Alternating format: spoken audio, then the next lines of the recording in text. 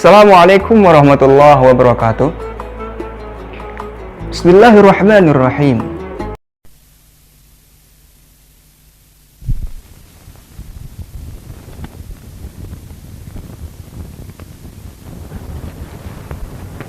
أعوذ بالله من الشيطان الرجيم. بسم الله الرحمن الرحيم. الحمد لله رب العالمين. اللهم صل وسلم وبارك على سيدنا محمد وعلى آله وصحبه أجمعين. سبحانك لا علم لنا إلا ما علمتنا إنك أنت العليم الحكيم. ولا حول ولا قوة إلا بالله العلي العظيم العظيم العليم. ملك كل حق كتب ويكتفى بدل العابدين ودر الداهرين. Pertama-tama kita bersama-sama mengucapkan syukur kehadirat Allah Subhanahu wa Ta'ala yang telah mengumpulkan akan kita semua pada hari ini di dalam majelis ilmu yang bermanfaat ini. Semoga Allah Subhanahu wa Ta'ala memberikan kepada kita dengan kemurahannya akan rahmat dan maghfirah, hidayah dan taufik serta inayah dan pemeliharaannya lahir dan batin sehingga kita mendapat keselamatan dunia dan akhirat beserta kebahagiaan dunia dan akhirat. Amin Allahumma amin.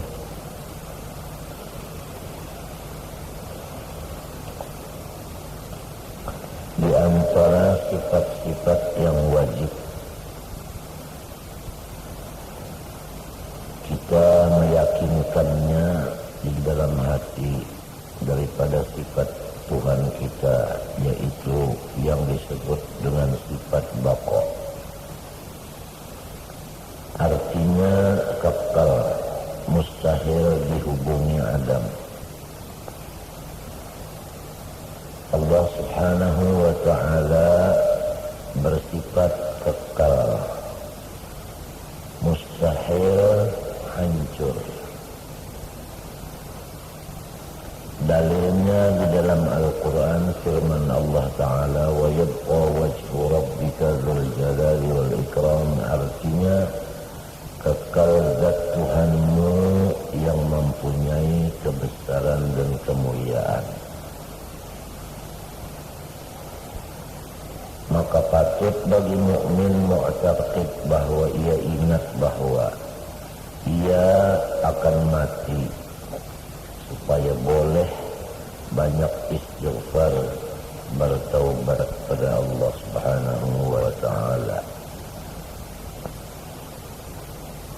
Jadi kepada kita kaum muslimin laki-laki dan perempuan wajib berkeyakinan bahwa Tuhan kita itu bersifat kekal. Yang lain daripada Allah Subhanahu wa Ta'ala semuanya bersifat fana.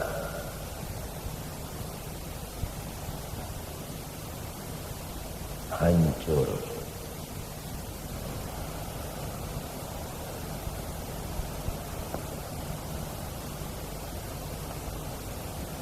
Apabila sudah berkeyakinan demikian, maka kita disuruh oleh Allah Subhanahu wa Ta'ala yang bersifat baqa itu supaya kita ingat bahwa semua di dalam salah satu daripada hadis Rasulullah sallallahu alaihi wasallam yang berbunyi kafa bil mauti wa'idha, cukuplah mengingat mati itu sebagai nasihat yang berguna.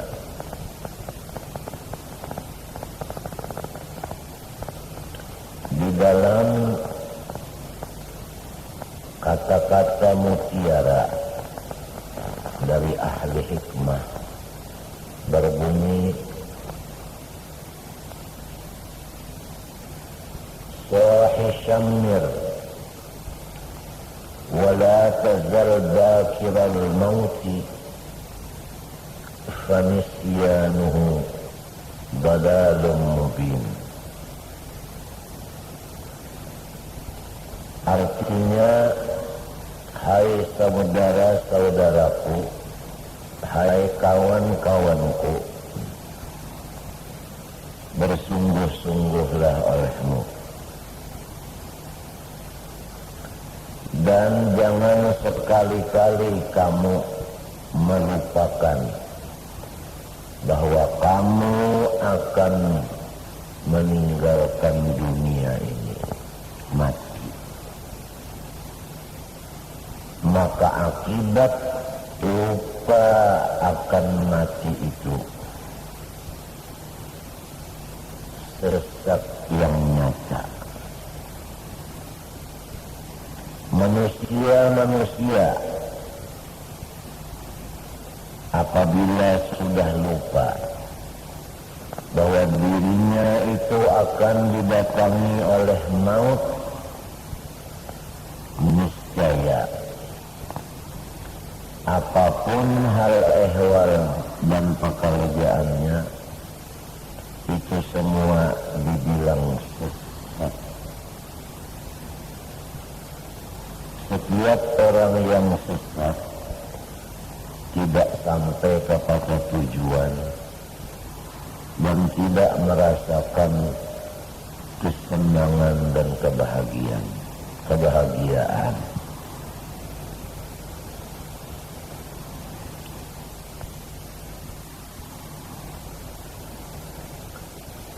Di dalam salah satu dari hadis disebutkan lagi bahwa Jibril alaihi salam telah membisiki akan Rasulullah sallallahu alaihi wasallam, "Ish ma syi'ta fa innaka mayyitun wa ahbib man syi'ta fa innaka mufariquh."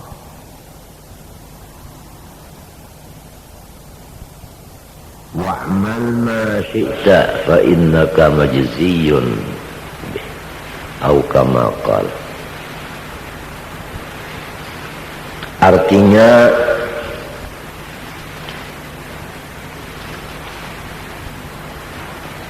hiduplah kamu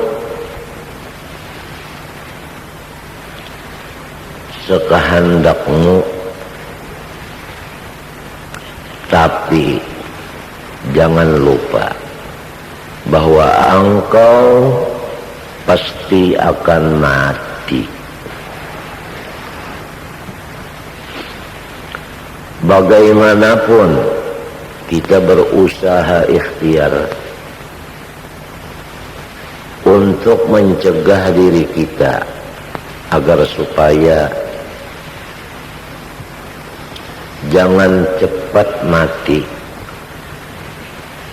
walaupun ikhtiar dan usaha kita itu dikabulkan Allah Subhanahu wa ta'ala, namun akhirnya akan mati juga.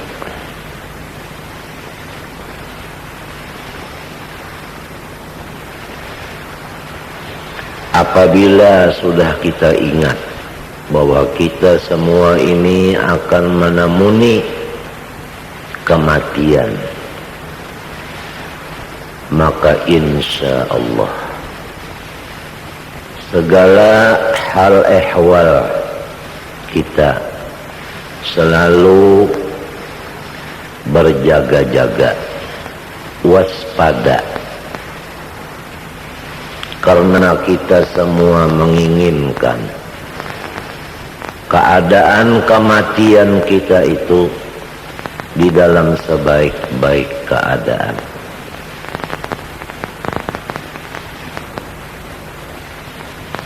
Kalau kita ingin mati di atas tilam, sudah tentu usaha ikhtiar kita janganlah sering meninggalkan tilam. Kalau kita ingin mati di tengah jalan, silahkanlah. Banyak-banyak di tengah jalan.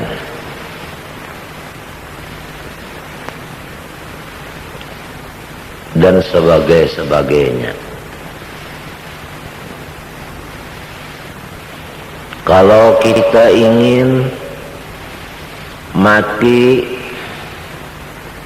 di atas tikar sembahyangan, maka sering-seringlah duduk di atas tikar sembahyangan.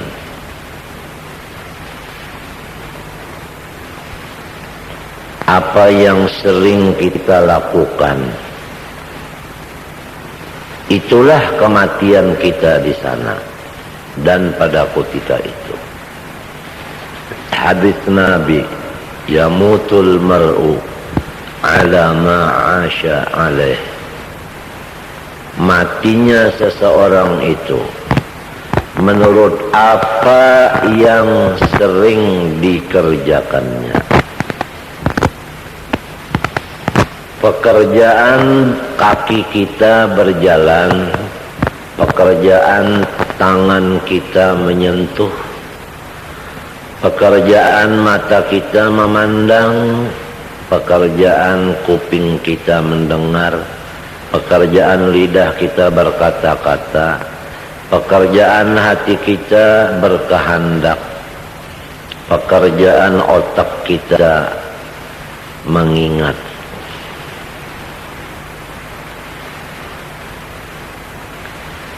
Apapun yang sering yang kita senangi, kita ingatkan. Umpama kita itu hobi mengingatkan Allah, niscaya mati kita itu di dalam mengingat Allah. Apabila lidah kita itu sering menyebut Allah, maka kita akan mati sedang menyebut Allah.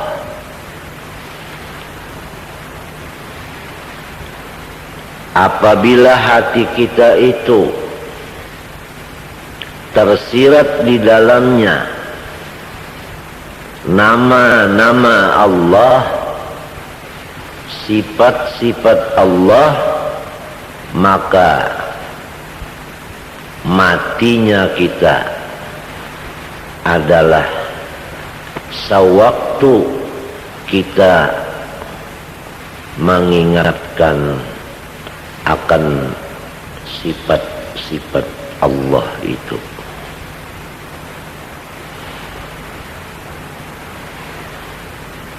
Kalau kita menggunakan mata, sering melihat Al-Quran, maka kita akan mati di dalam keadaan sedang melihat Al-Quran. Apabila kita hobi mendengar Al-Quran, kita akan mati di dalam mendengar Al-Quran.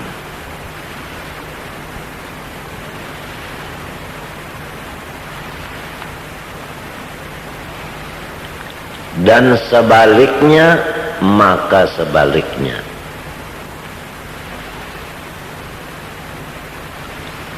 Oleh sebab itu, kita kalau ingin mati di dalam kebaikan, dan parahatan berjuang di jalan ridhamu jugalah ya Allah.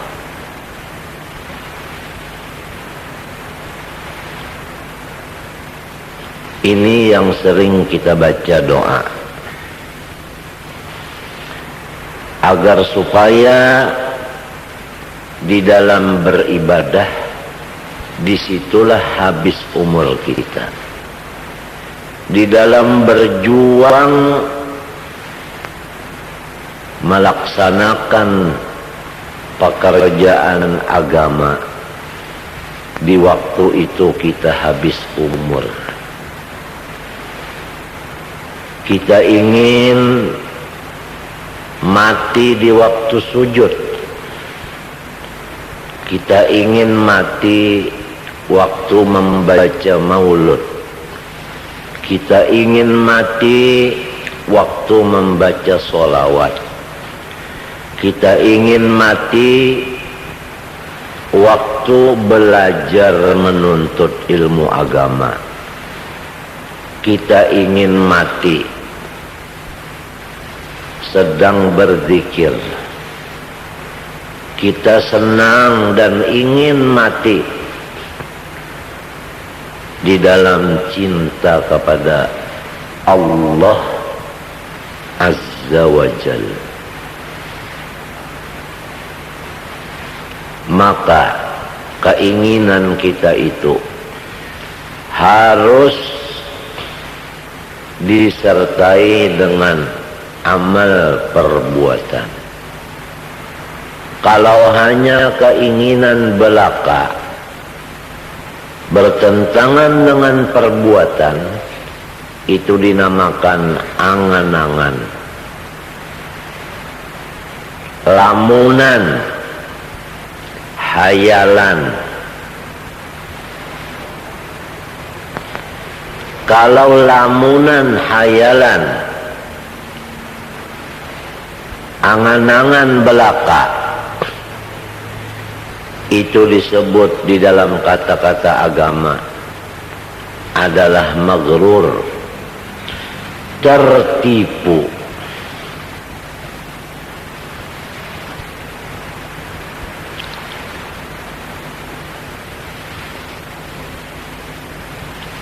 Kita ingin mati di sisi orang soleh.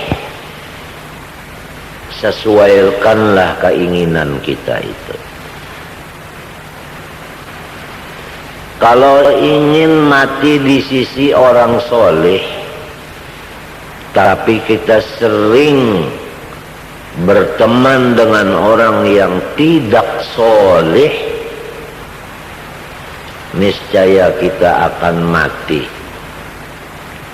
berdampingan dengan orang yang bukan soleh, karena keinginan tidak disertai dengan pekerjaan. Bandingan seperti orang ingin kenyang tapi dia menjauhi makanan.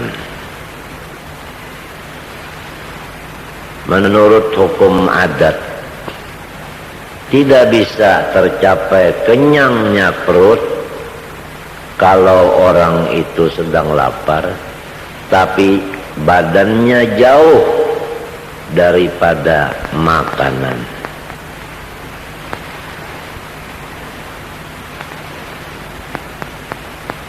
Itu sudah terang dan nyata.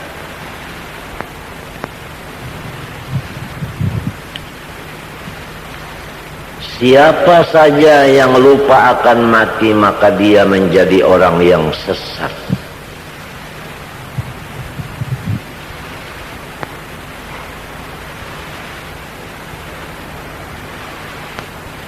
Orang-orang yang bukan muslim, kalau dia ingat bahwa dirinya akan mati, niscaya dia masuk Islam.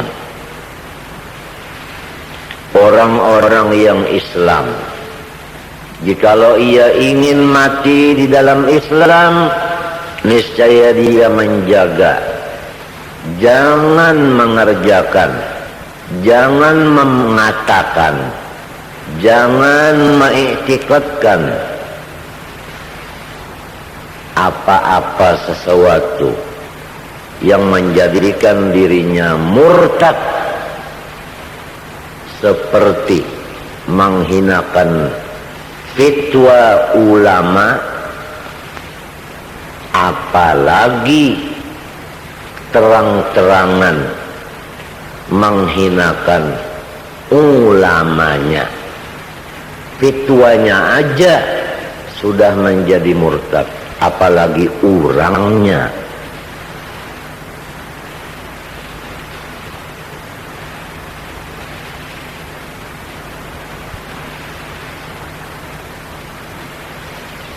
Orang yang ingin matinya beriman, dia selalu menjaga imannya supaya jangan sampai imannya itu dicabut atau dihilangkan. Salah satu daripada yang menyebabkan iman hilang yaitu bersifat iri dengki. Kalau kita ingin mati beriman, hilangkanlah sifat iri dengki.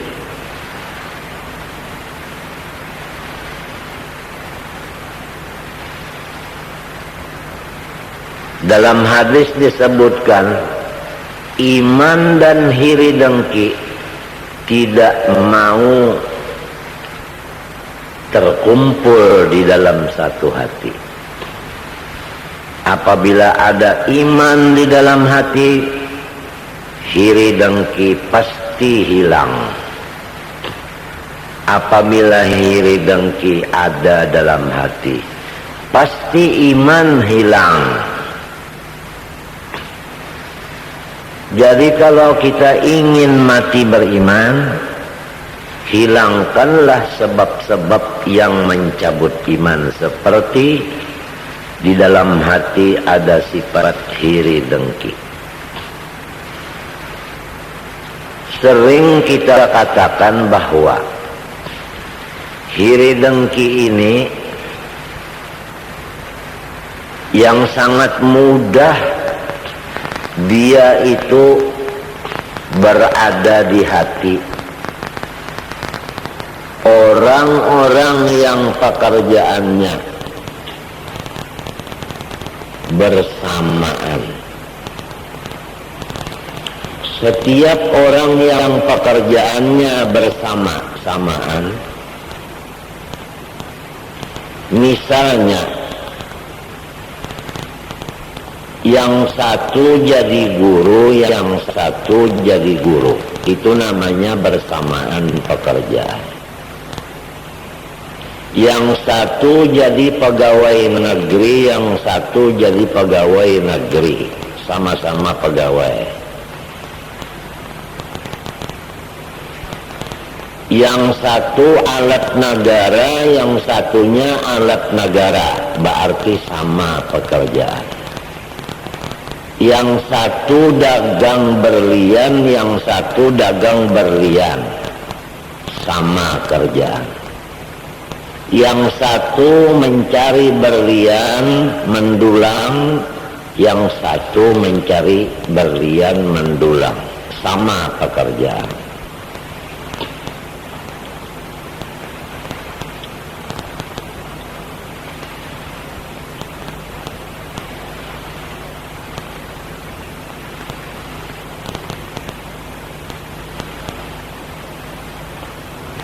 Maka apabila orang ini pekerjaannya bersamaan, sangat mudah sekali sifat iri dengki itu melekat di dalam hatinya. Maka apabila iri sudah ada, iman tidak ada lagi di hatinya. Sebab iman sangat benci dengan iri itu, tidak bisa berkumpul sama sekali.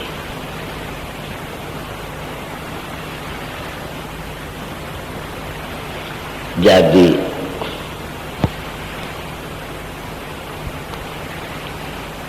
jangan sampai pegawai-pegawai itu satu dengan yang satu ada bersifat iri dengki.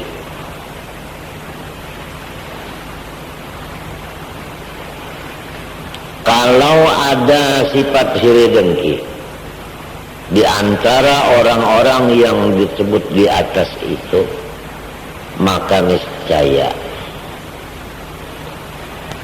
tidak ada lain pekerjaannya yang hiri selain daripada membuat kekacauan.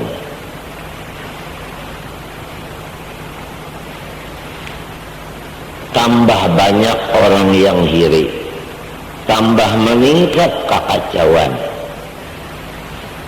tambah rusak keamanan, ketentraman.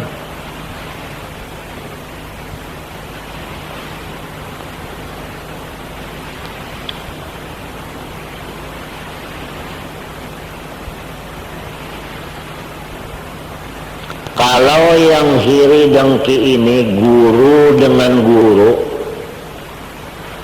maka yang akan terjadi pertempuran antara murid dengan murid.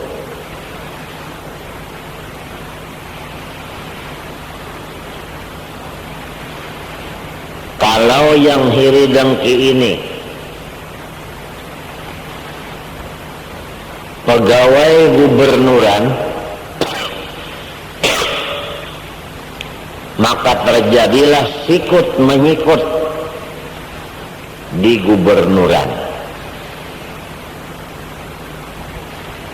Kalau hiri dengki berada di hati alat negara, terjadilah peperangan senjata antara dua alat negara itu.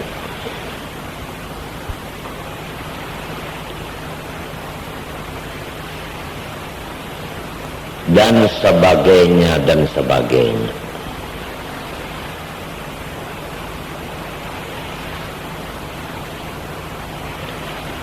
Maka dunia ini tambah rusak. Apabila sudah sifat hiri dengki ini merajalela. Oleh sebab itu, tanyalah diri kita masing-masing, inginkah kita ini ada iman, ataukah ingin kita ini kehilangan iman? Ibu-ibu, kalau kehilangan iman, maka seluruh ibadah tidak ada artinya, karena semuanya itu ditolak. Karena syaratnya iman itu, syaratnya amal soleh itu, syaratnya ibadat itu amal soleh. Artinya menunjukkan bahwa tidak ada amal soleh tanpa iman.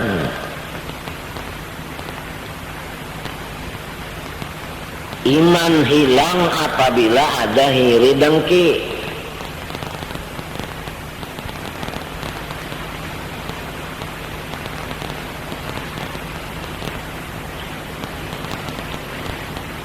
Salah satu daripada sifat yang menghilangkan iman, kalau kita ingin mati beriman, sifat ini kita jauhi. Sifat apa? Sifat emosi, sifat suka marah-marah, penyarikan,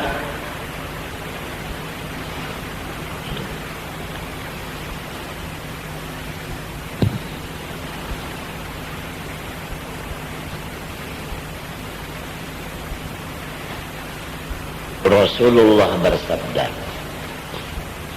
al-hasadu ya'kulul hasanat kama ta'kulun narul hatab. Rasulullah bersabda, al-ghadabu yufsidul imana kama yufsidul khallul asala, atau kama qala. Artinya, bermula sifat emosi sifat penyarikan, pemarah itu merusak iman, sebagaimana juga merusak madu. Hilang lalu madunya.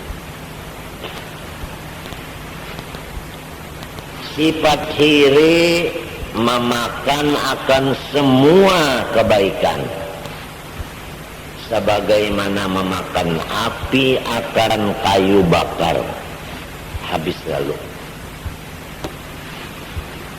Maka dengan beberapa dalil-dalil itu tadi, kita dapat menjumlahkan bahwa marah dan iri dengki